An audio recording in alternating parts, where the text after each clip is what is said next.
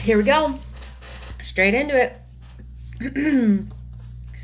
Chapter 11. Who stole the tarts?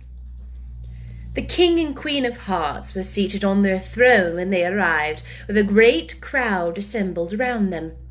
All sorts of little birds and beasts, as well as the whole pack of cards. The knave was standing before them, in chains, with a soldier on each side to guard him, and near the king was the white rabbit, with a trumpet in one hand and a scroll of parchment in the other.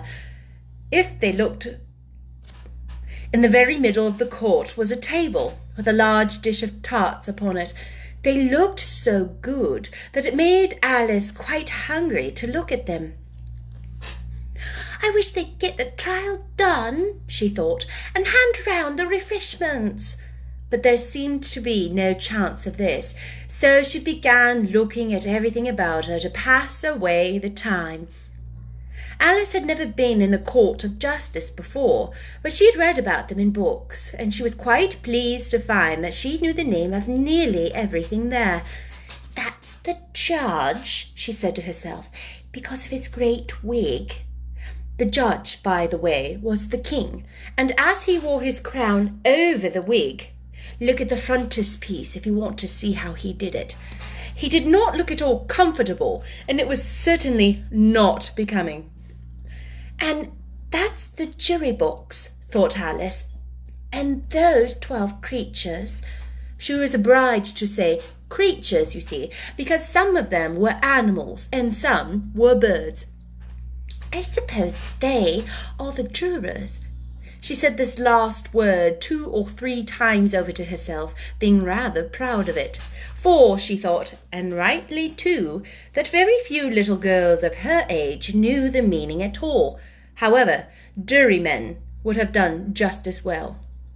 The 12 jurors were all writing very busily on slates. "What are they doing?" Alice whispered to the Griffin. "They can't have anything to put down yet, before the trial's begun." "They're putting down their names," the Griffin whispered in reply, "for fear they should forget them before the end of the trial." "Stupid things!" Alice began in a loud, indignant voice, but she stopped hastily, for the White Rabbit cried out, "Silence in the court!" And the king put on his spectacles and looked anxiously about to make out who was talking. Alice could see, as well as if she were looking over their shoulders, that all the jurors were writing down stupid things on their slates, and she could even make out that one of them did not know how to spell stupid, and that he had to ask his neighbour to help him. "A nice muddle their slates will be in before the trial's over," thought Alice. One of the jurors had a pencil that squeaked. This, of course, Alice could not stand, and she went round the court and got behind him, and very soon found an opportunity of taking it away. She did it so quickly that the poor little juror, it was Bill, the lizard, could not make out at all what had become of it. So after hunting about for it, he was obliged to write with one finger for the rest of the day, and this was of very little use, as it left no mark on the slate. "Harold, read the accusation," said the king. On this the White Rabbit blew 3 blasts on his trumpet, and then unrolled the parchment scroll and read as follows.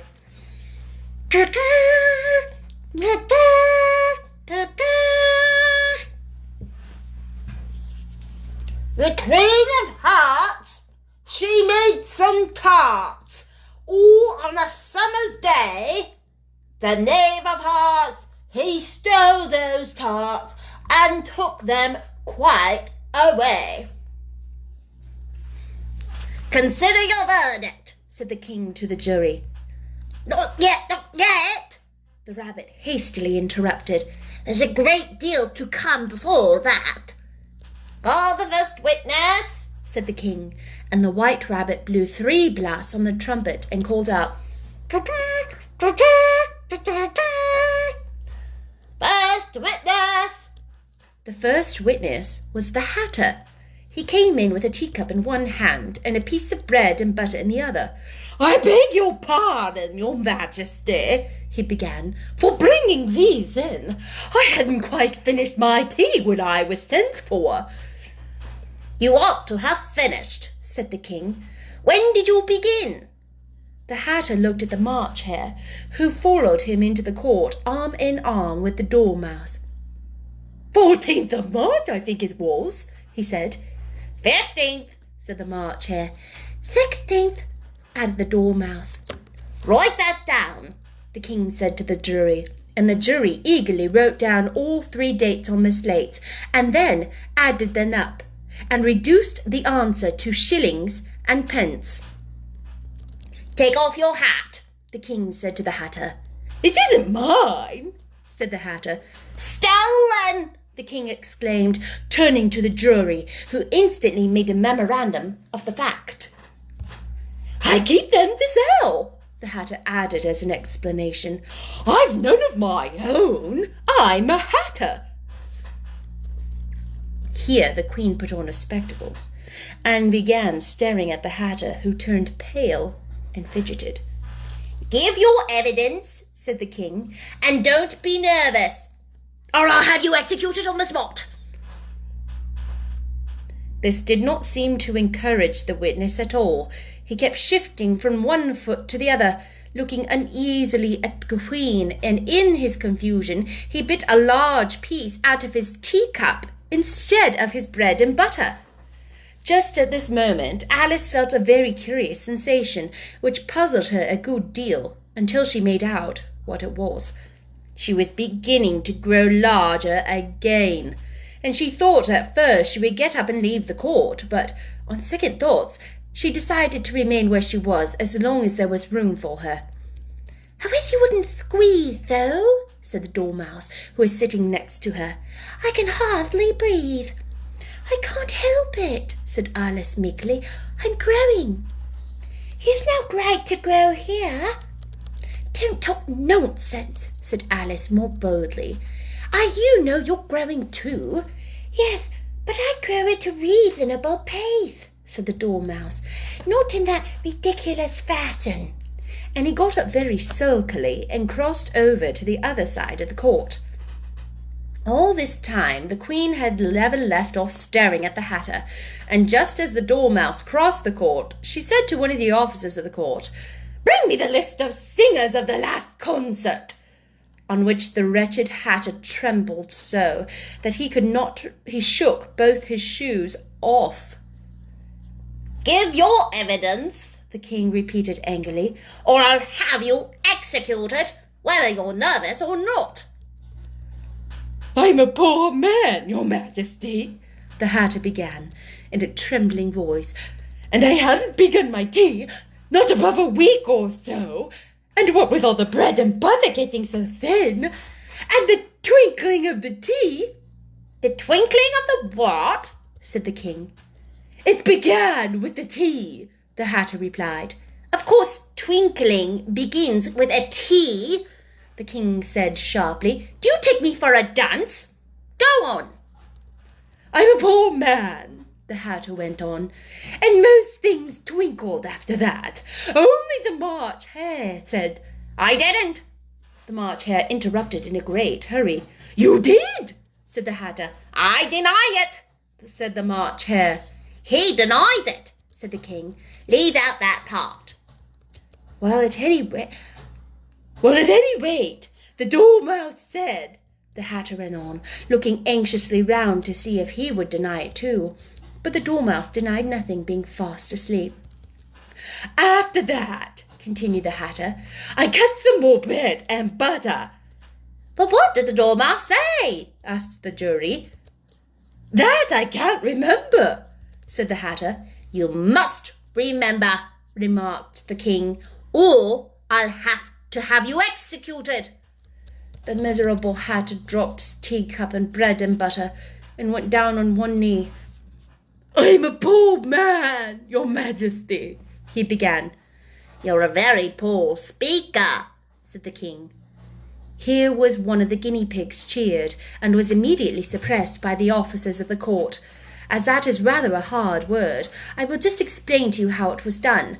They had a large canvas bag which tied up at the mouth with strings. Into this they slipped the guinea pig head first, and then sat upon it. "I'm glad I've seen that done," thought Alice. "I've so often read it in the newspapers at the end of trials. There were some attempts at applause, which was immediately suppressed by the officers of the court, and I never understood what it meant until now." "If that's all you know about it, you may stand down," continued the king. "I can't go lower," said the Hatter. "I'm on the floor as it is." "Then you may sit down," said the king.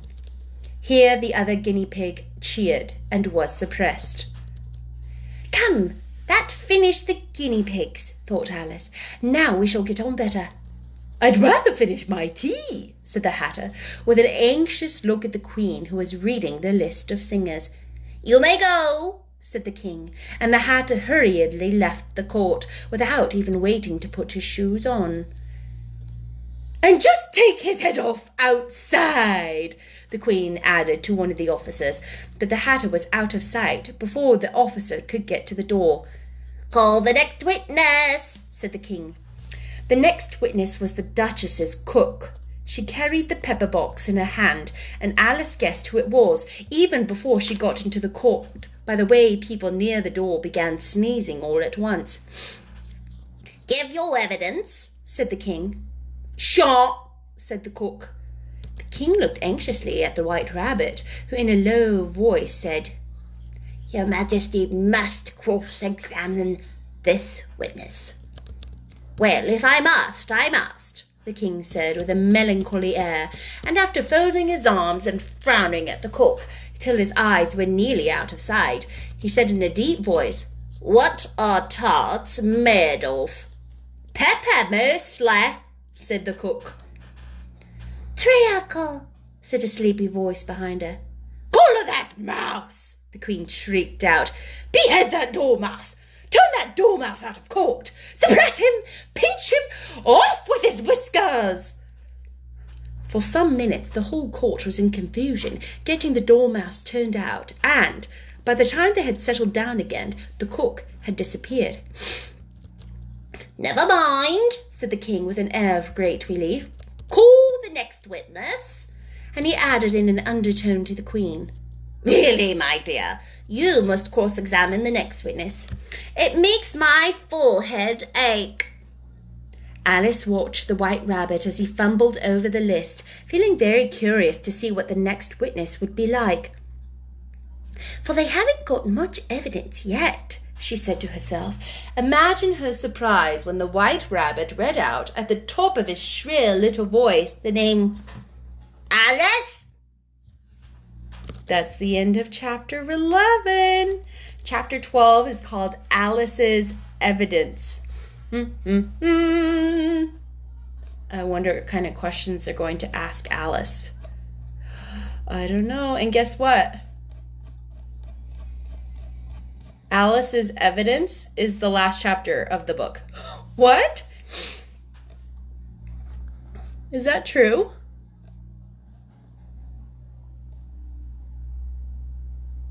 Yep. What? Okay, one more chapter and then we're done. Have you enjoyed these very silly chapters? That was a crazy fun chapter to read, right? I'll see you tomorrow.